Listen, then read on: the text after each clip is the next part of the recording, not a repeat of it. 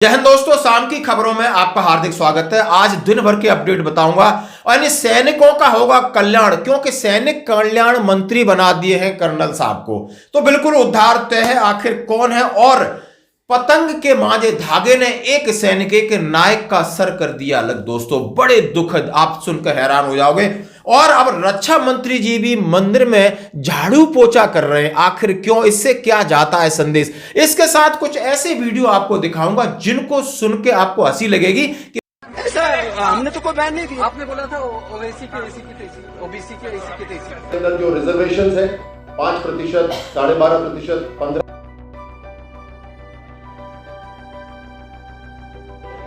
बोलिए सत अकाल। कि भाई अब हम घर पे मनोरंजन कर सकते हैं। हाँ जी दोस्तों, खबरें करते हुए साथ से सबसे पहले मैं बात करता हूं और ये हैं कर्नल साहब, सैनिक कल्याण मंत्री। अब सैनिकों का कल्याण है और जैसे सैनिकों की मांगे हैं पिछले 18 महीने से लगातार उन्होंने मांगे रखी है कि हमें हर नौकरी में 5% रिजर्वेशन चाहिए। कास्ट वेज नहीं, सैनिकों के हिसाब से रिजर्वेशन चाहिए। यूआई की डिग्री है उसको बीएड और बीटीआई की डिग्री मिले। और तो उन्होंने कहा है कि सैनिकों को राजनीति में भी 5% सीटें मिले। यानी जैसे कि मैं बात कर रहा हूं राजस्थान सैनिकों की, कि ये मुद्दों को लेकर के जब कांग्रेस गवर्नमेंट थी काफी इन्होंने प्रयास किया था, लेकिन अब भारत और इनका साथ दिया था कर्नल राज्यवर्धन सिंह राठौर, जो कि अभी विधायक हैं। उससे पहले मंत्री सांसद थे, सांसद से पहले कैबिनेट मंत्री थे, कैबिनेट मंत्री से पहले वो एक सेना के कर्नल थे, सेना के कर्नल साथ साथ वो स्पोर्ट्समैन भी थे।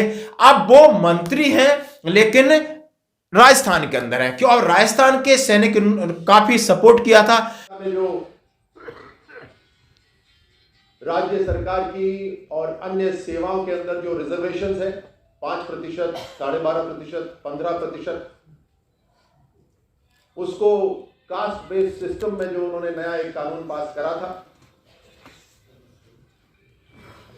मैंने अपने इस जिम्मेदारी के तहत मुख्यमंत्री साहब को पत्र लिखकर आग्रह कराया कि उसको वापस 2018 में जो था उसको बढ़ा दें।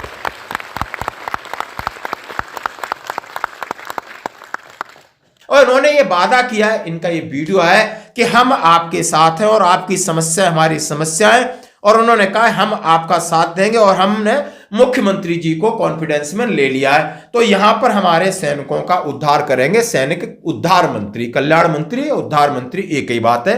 इनका वीडियो देखिए।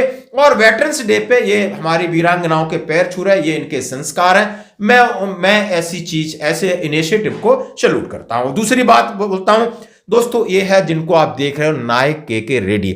बड़ी मुश्किल से आरआर से एक होम पोस्टिंग मिली गोलकुंडा एमएच में, क्वार्टर भी मिला। क्वार्टर से ड्यूटी पे जा रहे थे शाम को 7 बजे, पता नहीं एक धागा इनके गले में फंस गया है। और वो धागा किसने पतंग उड़ाई होगी, वो चाइनीज धागा था, माजा उस जो बोलते हैं, और गला इस तरह से हो गया कि ऑन द स्पॉट बंदा भगवान को प्यारा हो गया। नायक के रेड्डी, आप देख सकते हो कितनी भयावह स्थिति होती है। आजकल लोग कितने सिविल में किस तरीके से हैं, कोई इनके पास तरीका नहीं, कोई सिस्टम नहीं है। यहां तो अंधाधुंध चल रहा है और हम लोग कितना बचें जैसे कहा जाता है, लेकिन क्या करें, भगवान के सामने किसी का जोर नहीं है। अब उसके बच्चे हैं, यंग है, आप देख सकते हो। और एएमसी का बंदा था दोस्तों।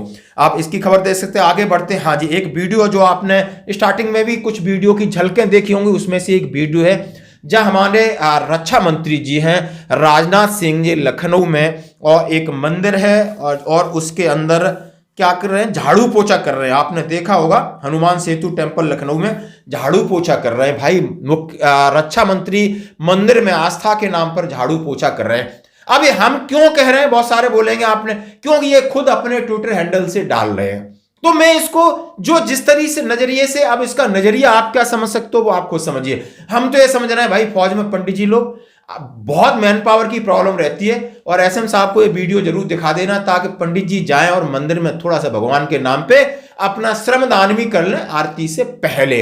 और बहुत सारे ऐसे ऐसे वीडियो अब मैं आपको दिखाने वाला हूं कि आप ये देखिए। ये महाशय मुख्यमंत्री जी हैं, अच्छी बात है, और बोल रहे हैं बोलिए सत अकाल। बोलिए सत अकाल।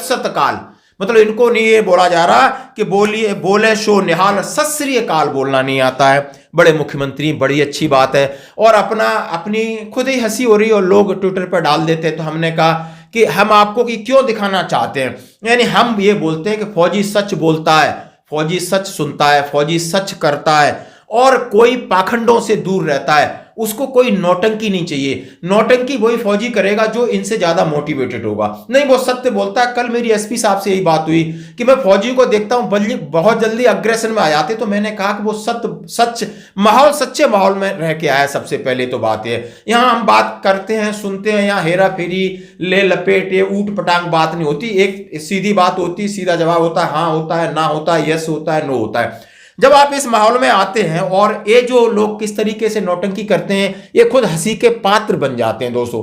अब देखो, माननीय हमारे प्रधानमंत्री जी गाय को चारा खिला रहे हैं, अच्छी बात है, गाय को चारा खिला रहे हैं। अब गाय के पीछे किसी ने उसको मार्क कर दिया, भाई ये गाय नहीं सांड है, सांड है, और उसके जाकर के एक सर्किल मार दिया है। तो ऐसे ऐसे तो चीजें, विचित्र चीजें हो रही हैं। अब हंसी आ रही है। दूसरा आप वीडियो देखिए, ये है हमारे स्वामी रामदेव बाबा। अब इनका एक पलटासन आया है। पहले बोल रहे हैं मैं अग्निहोत्री हूं, मैं द्विवेदी हूं, चतुर्वेदी हूं, मैं ओबीसी नहीं है। मैं हूं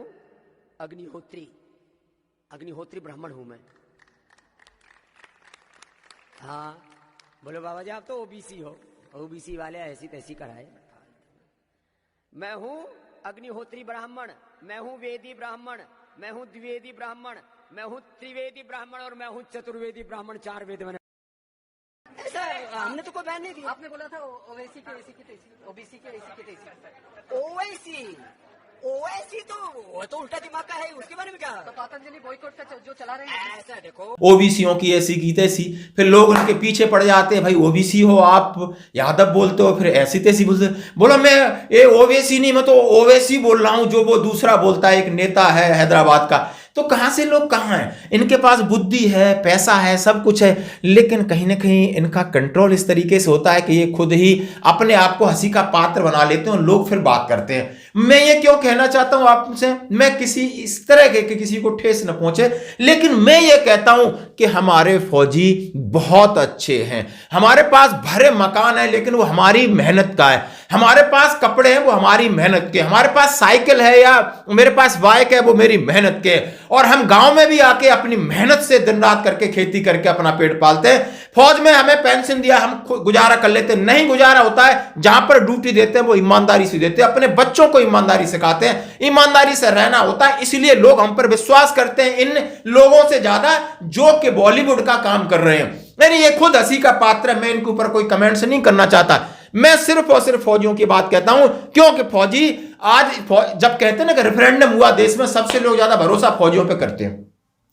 ये भी कहा फौजी इनोसेंट होते, कल सीनियर सुपरिटेंडेंट ऑफ पुलिस कह रहा है फौजी इनोसेंट होते हैं, फौजी जल्दी ठगे जाते हैं, फौजी के साथ जल्दी छल होता है, क्योंकि उनकी शुद्ध आत्मा होती है। उन्होंने कहा शुद्ध आत्मा होती है। यहां अवसरवादिता और मौके को कैसे भुनाना, इसलिए लोग अपने अपने वीडियो बना करके डाल रहे हैं, एनआई पर डाल रहे हैं। नहीं, क्या जरूरत है इन सब वीडियो की, आप खुद समझ सकते हो। मैं किसी के प्रति कोई उस तरह टिप्पणी नहीं कर रहा, लेकिन मैं सैनिक हूं और सेना की बात करूंगा, और सेना सर्वश्रेष्ठ है आज भी और कल भी और रहेगी भी, जब तक कि इन लोगों का प्रवेश सेना में हो। धन्यवाद। आज की जब मैं खुद सेना की सर्विस में था तो एक बहुत बड़ी चुनौती होती थी। जब किसी सैनिक की घर में परेशानी होती थी तो सैनिक अधिकारी कलेक्टर को पत्र लिखते थे, लेकिन प्राथमिकता बहुत मुश्किल से मिलती थी। आपके बीच में रहकर इस मंत्रालय का कार्यभार संभालते हुए, मुख्यमंत्री जी को सलाह देते हुए मैं इस बात का भी यकीन करूंगा कि राजस्थान के अंदर जितने भी जिले हैं, जितने भी कलेक्टर्स हैं, वो सर्विस में और वेटरन्स की जो रिक्वायरमेंट्स है, जो चिट्ठियां हैं, जो उनकी रिक्वेस्ट है, उसको प्राथमिकता से देखेंगे।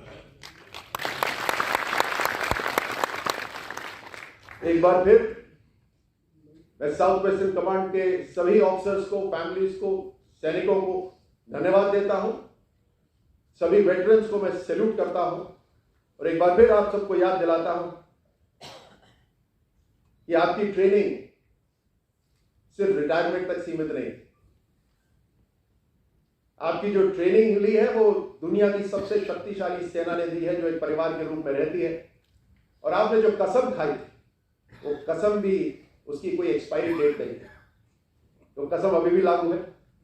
और आपको पूरी तरह से इस देश की सुरक्षा के लिए, इस देश को मजबूत करने के लिए लगातार कोशिश करते रहना है, सेना के साथ में रहकर, देश की सरकार के साथ में रहकर। आप सबको बहुत बहुत धन्यवाद। जय हिंद, जय भारत।